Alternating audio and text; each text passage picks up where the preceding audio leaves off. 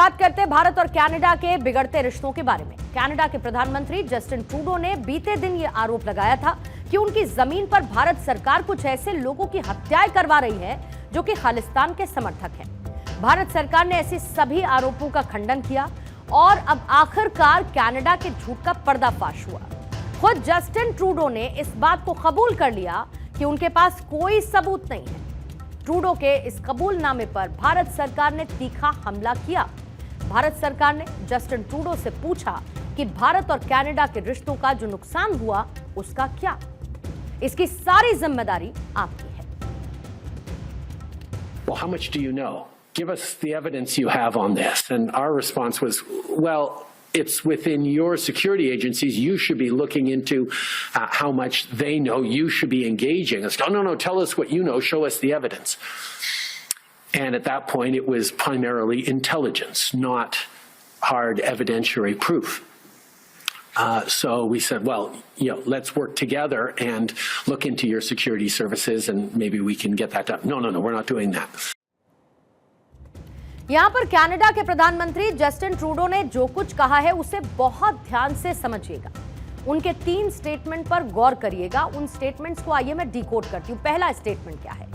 बीते साल जुलाई के आखिर या अगस्त में मुझे कनाडा और 5 आइज के सहयोगियों ने खुफिया जानकारी यानी कि इंटेल इनपुट्स दी थी और यह विश्वसनीय रूप से स्पष्ट था कि भारत कनाडा की धरती पर एक कनाडाई की हत्या में शामिल था। फिर वो ये भी कहते हैं कि मैंने बीते साल G20 के अंत में इसे प्रधानमंत्री मोदी के सामने उठाया और साझा किया कि हम जानते थे कि भारत इसमें शामिल था। तीसरा, भारत ने हमसे सबूत मांगे और उस समय ये मुख्य रूप से खुफिया जानकारी थी, इंटेल इनपुट्स था। हमारे पास कोई ठोस सबूत, हार्ड एविडेंस नहीं था। इसके साथ ही जस्टिन ट्रूडो ने यह तक कहा कि कनाडा में ये सभी हत्याएं भारत सरकार के अधिकारी लॉरेंस गैंग के जरिए करवा रहे हैं। अब आप जरा सोचिए, भारत की जेल में बंद एक 31 साल का अपराधी जिस पर आज तक सीधे तौर पर सिर्फ एक हत्या में शामिल होने का आरोप है, बाकी सभी में सिर्फ जिम्मेदारी लेने की बात कही गई है। आप ये देखिए कि इस मानसिकता को समझना होगा।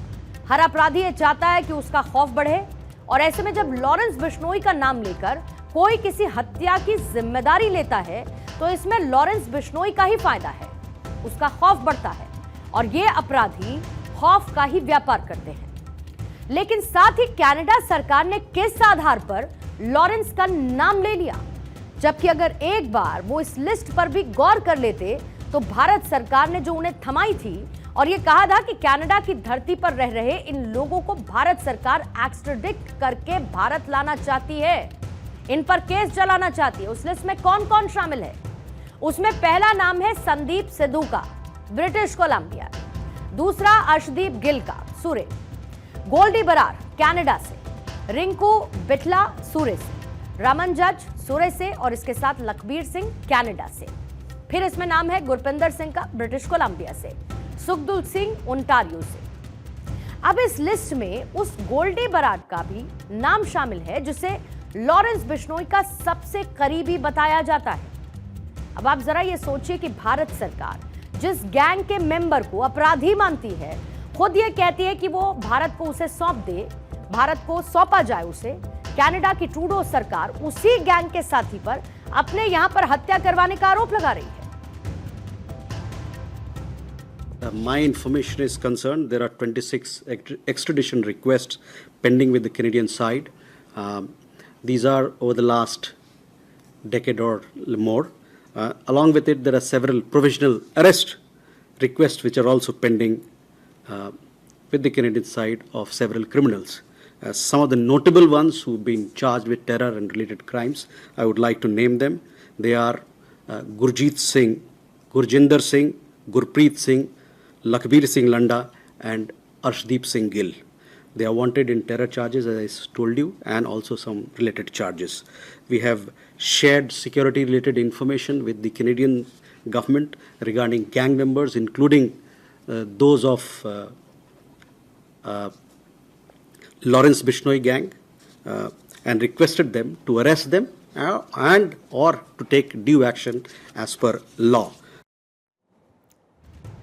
कनाडा के पीएम जस्टिन ट्रूडो जिस 5 आइज के इनपुट का सहारा लेकर भारत के खिलाफ बेबुनियाद आरोप लगा रहे हैं, वो खुद में ही एक ऐसा संगठन है जिसका काम ही दुनिया भर के लोगों की अवैध रूप से जासूसी कराना है। ये देश उसके लिए अपनी सुरक्षा का हवाला देता है और तकनीक के दम पर दूसरों की सिक्योरिटी का दादागिरी से उल्लंघन करता है।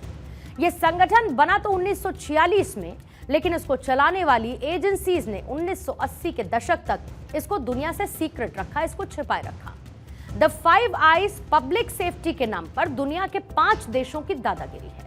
औपनिवेशिक खुमारी में डूबे अंग्रेजी बोलने वाले विश्व के 5 पैसे वाले देश अपनी सुरक्षा का हवाला देकर दुनिया में कहीं पर भी जासूसी, फोन टैपिंग, इसके साथ सीक्रेट ऑपरेशंस और मिलिट्री और सिविल इंटेलिजेंस की गतिविधियों को अंजाम देते हैं। राष्ट्रीय सुरक्षा के नाम पर बने हुए इस कुलीन क्लब में अमेरिका, कनाडा, ऑस्ट्रेलिया, न्यूजीलैंड और ब्रिटेन शामिल है। फिलहाल भारत ना ही जस्टिन ट्रूडो के आरोपों को सीरियसली लेता है, ना ही इस 5 आइज को, क्योंकि इनके पास ना तो कोई सबूत है, ना ही कोई ठोस जानकारी। और ऐसे में हमारा भी मानना है कि इस 5 आइज को सबसे पहले तो अपनी आंखों का इलाज करा लेना चाहिए और गौर से देखना चाहिए कि ट्रूडो की राजनीतिक महत्वाकांक्षाओं से 2 देशों में किस तरीके की दूरी आई है।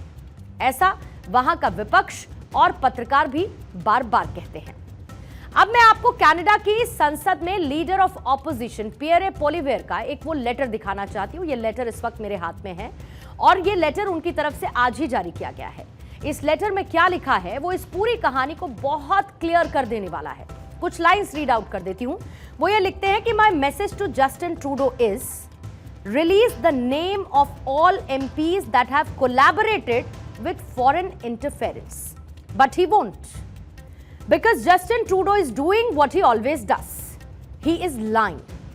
He is lying to distract from the Liberal caucus revolt against his leadership and revelations he knowingly allowed Beijing to interfere and help him win 2 elections.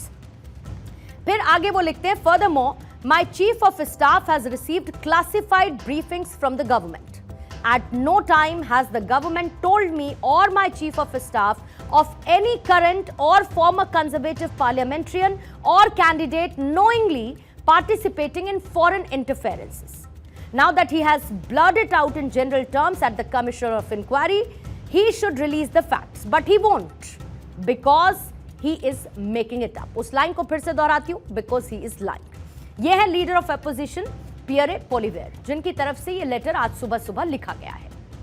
ये पूरी पिक्चर को एकदम क्लियर कर देता है। जस्टिन ट्रूडो, उनकी सोच, उनकी महत्वाकांक्षाएं, उनकी इच्छा और उनकी अप्रोच क्या है। दरअसल कनाडा में चुनाव होने वाले हैं और प्रधानमंत्री पद के उम्मीदवार और संसद में लीडर ऑफ ऑपोजिशन पियरे पोलिवेयर का कहना है कि ट्रूडो ये सब कुछ अपनी नाकामियों को छिपाने के लिए कर रहे हैं और वो इस झूठ से कनाडा की जनता का ध्यान भटकाना चाहते हैं और इसका कारण है ट्रूडो की हार के संकेत। इप्सॉस ने दरअसल एक सर्वे करते हुए बताया कि चुनावों में कनाडा के पीएम की स्थिति बहुत खराब है। इस सर्वे में पता चला है कि जस्टिन ट्रूडो के चुनाव जीतने के चांसेस सिर्फ और सिर्फ 26% हैं और पियरे पोलिवेयर की जीत के चांसेस 45% के हैं। मतलब ट्रूडो अपने विरोधी पियरे से थोड़ा बहुत नहीं बल्कि लोकप्रियता के मामले में पूरे 19% नीचे हैं। जस्टिन ट्रूडो जिनके लिए 26% उनके जीतने के संकेत हैं, तो पियरे पोलिवेयर के 45% है। पियरे से ट्रूडो 19% कम यहां पर स्टैंड आउट करते हैं। अब आप इस पूरी कहानी को अच्छे से समझ सकते हैं कि एक हारा हुआ नेता अपनी नाकामियों से जनता का ध्यान भटकाने के लिए बिना सबूतों के कुछ भी बोलता है। उनके पास ना तो कोई सबूत, ना कोई तथ्य, सिर्फ और सिर्फ पॉलिटिकली मोटिवेटेड कुछ बातें हैं जो कि फिलहाल भारत सुनने के मूड में या एंटरटेन करने के मूड में है नहीं।